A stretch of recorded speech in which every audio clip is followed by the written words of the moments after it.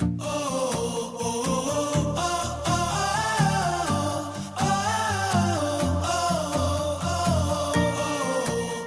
this part of the river, it's easy to imagine what life must have been like for the many Native Americans who originally lived here.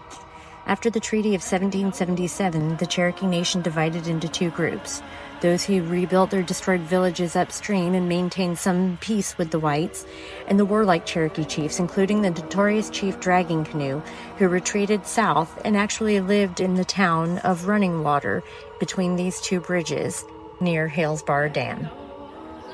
Unfortunately, 2 years after Chief Dragging Canoe's death, the Nickajack expedition in 1794 made sure that the town of Running Water was burned to the ground. Even if anything remained, it would be underwater today. But it would appear that Chief Dragging Canoe would have the last laugh.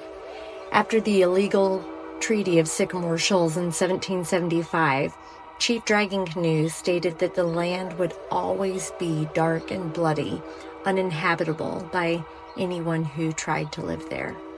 And from his time forward, even to present-day operations, it seems that maybe there's something to be said for the bit of a curse that he placed on the land. One example of this might be the difficulties that early inhabitants had on traversing the Tennessee River with different rapids and whirlpools known as the pot, the pan, the skillet, and the suck. These ancient hazards created real difficulty in traveling upriver. In fact, during the steamboat era, warping through the narrows became the only way to move upstream. This consisted of setting up capstans and ring bolts on the banks for both high and low water conditions. Then steamboats would attach lines to these and be literally pulled upstream. These waters didn't become easily navigable until the creation of the dams, but the dams brought on their own sets of problems, as Hales Bar Dam very easily demonstrates. While organized efforts to construct a dam began in the 1860s, construction on Hales Bar Dam didn't begin until 1905, but it was plagued by issues from the very start. Construction wasn't completed until 1913, and even once the dam began generating electricity, a whole new nightmare began. The limestone foundation, which had been leaking from the very beginning, continued to do so for the entirety of the dam's functioning time.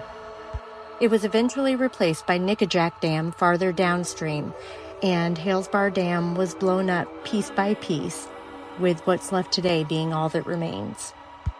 It is interesting to note that standing in this place, you can see the very spot that Chief Dragging Canoe called home. After the creation of Chickamauga and Nickajack dams, the portion of the dam that remains here at Hales Bar was flooded through the first 2 stories, as well as in front of the dam, which is where the marina sits now. In fact, right about here is where Nuala has sat for the last week and a half, waiting on parts that mysteriously went wrong after we went through a small whirlpool at the suck.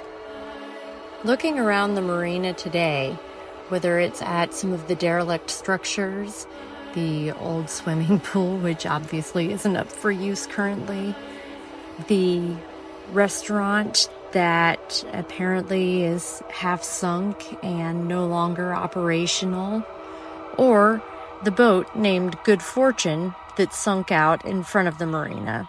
It's easy to begin to think that maybe there is something to the words of Dragging Canoe.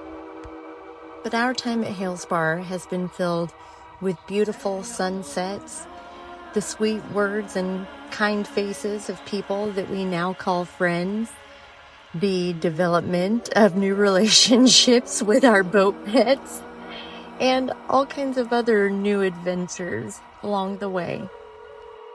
So is there a curse of Chief Dragging Canoe? Well, we'll have to leave that up to you to decide.